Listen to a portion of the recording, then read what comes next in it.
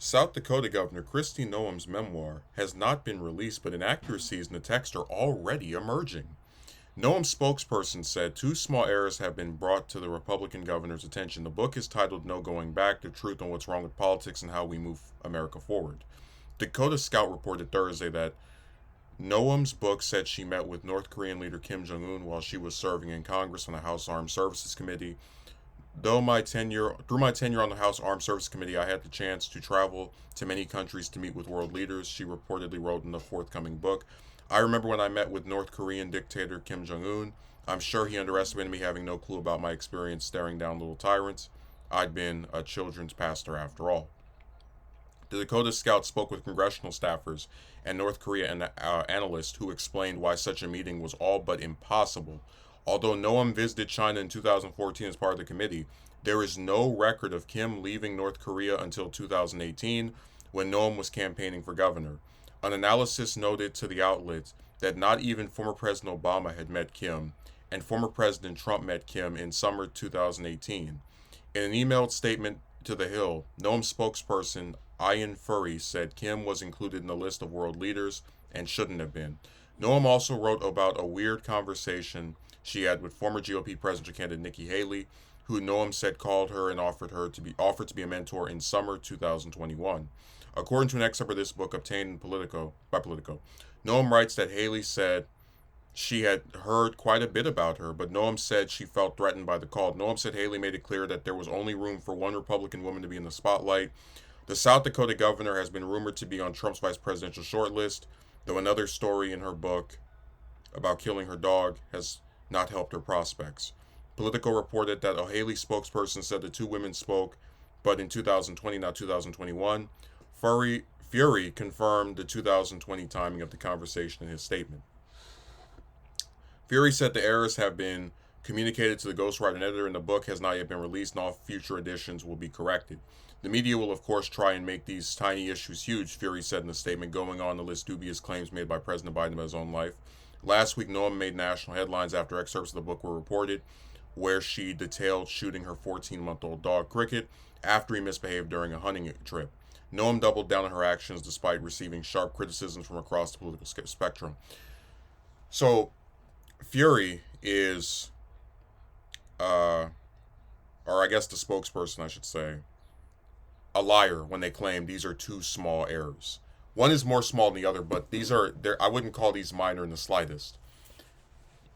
You're talking about how when you were in Congress, and I remember when Noam was in Congress, she was elected during the 2010 bloodbath where the Republicans won like over 60 seats in the House, and she left to become governor in 2019. But I remember her 8 years in the House very well. You know, she was the lone representative from South Dakota, and I never remembered hearing anything about her meeting with Kim Jong Un. And I know it wasn't normal for American politicians. I mean, after all, I remember when Trump first met with Kim in person, became the first sitting president to, go to North Korea. So it wasn't common for American statesmen, politicians to even meet with Kim. Which is why when I read this excerpt, I'm like, how did the editor not catch on to this being a completely ridiculous, nonsensical, total fabrication lie that she spinned in this book? Like how do you say I met with this dictator that has never even been confirmed to leave their own country until when I was already out of Congress, pretty much, or already trying to get out of there. But yeah, I met with him several years ago. Just total lies. As far as the Haley thing is concerned, that one has more credibility to it because it's confirmed that Haley spoke to Noam at some point. But I would still take that one with a grain of salt because let's remember, Noam is at least, excuse me, in past tense, was trying to be Trump's VP. I still think there's a good chance she might get picked. And at the same time, Haley was considered a potential vice presidential pick for Trump. And Noam's, you could call it her genuine ideological disagreements with Haley, although I don't think it's that. More so like angling for that same position herself. She said, I don't know which Nikki Haley is going to show up every day. So really, I think anything she says about Haley has to be called into question because she's someone who's not on her side, someone who has a lot of reasons to try to make her look bad. And honestly, I wouldn't be surprised because this book is supposed to come out, this week or in a few days, whatever. I wouldn't be surprised if the timing of this book was designed so that in the event that Haley was able to get like some traction during the primary and like still be in there, because after she lost New Hampshire, she made it sound like she was going to stay in until all the races were done. I wouldn't have been shocked if this story or this anecdote was added in there to make Haley look bad at the time where they still thought she was going to be an active presidential candidate. But no, these are not minor stories. These are not itty bitty stories. You're talking about someone claiming they met with a foreign leader before their own country's president met with them, and while that person never even been out of their own country at the time that this meeting supposedly took place. And you're also talking about supposedly believing some political rival saying something nasty to them over the phone and not being able to confirm that either. Just confirm that there was a call, a meeting, but what was said, who knows? I don't. I guess it's hard for me to like the Haley thing. Isn't even just me being some fan because I'm not some fan of Haley's. It's really just Haley was elected on that pink elephant thing that Sarah Palin did. So it's hard for me to see her as someone that gets elected by virtue of like the whole, we need more conservative women holding office, and then she tells this like up and coming. Well, actually, I take that back because Noem is only like slightly newer to politics than Haley was, since she was first, elected in the 2000s. But just imagining her be like, "There's only room for one Republican woman in the spotlight," and what does that even mean? Like what? Obviously, only one of them could be the VP, but there's multiple Republican female governors, senators. I don't. It's kind of nebulous, It's just that's why I said the story. Take it with a grain of salt, and there is a clear incentive to make up stuff about Haley if you're looking at this from Noam's perspective, where she was worried about her being a vice presidential, a rival for the VP nomination.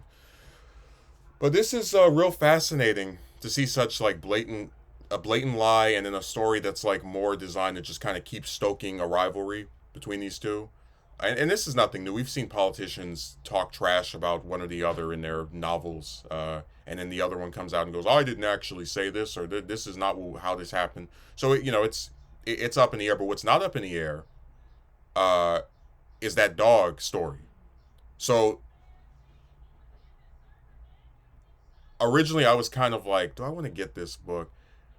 But I'm getting more and more curious about it in the sense that this may end up being one of the like if Trump does not pick Noam as his running mate, or if he does pick Noam and then Biden and Harris mention the dog killing thing and all these fake stories, this may end up being one of the most important political memoirs, certainly in recent American history, because it'll have played a role in the trajectory of who the vice presidential candidate was of one of the two major parties. And if she's picked, it can be used against her for several months on end, and then we'll be able to see what the effectiveness of it is in the event if the Trump Noam ticket, this hypothetical, loses as well or doesn't win. Also, her campaign, her spokesperson tried to say, well, the media is going to twist this, and Biden's made up stories. Just like, yeah, two wrongs don't make a right. And I hate to play into this, but a lot of times people feel like some of Biden's stuff is lies. Some of the rest of it is just he doesn't remember because of how old he is. Noam's not going to get anyone to believe that she just has a poor memory as a relatively young, 52-year-old female. So it's like it's at best it's trying to cover your own behind with someone else's foolishness, and at worst it's apples and oranges. And like I said, this book's got some fake stories, but the one story that everybody would be on her side, wishing it was fake, wishing it was made up, wishing it was all a fib and a hoax and something that completely was pulled out of thin air, was that dog killing story. If these papers came out and they showed that story was written by some person with, I don't even know what I know it's not Winning Team Publishing, that's the one that did Lake and Marjorie Taylor Greene's book, but if there was some person that came out and said, yeah, that story was made up by us, and like and Noam denied doing it and never made the little goofy statement that she made some days ago, I guarantee you she would have improved her social standing. Um, but it's ironic, isn't it? The two stories that are fake are these like tales of meeting with this person, calling that person, and then the one story everybody wishes was fake is the one that involves you murdering a puppy.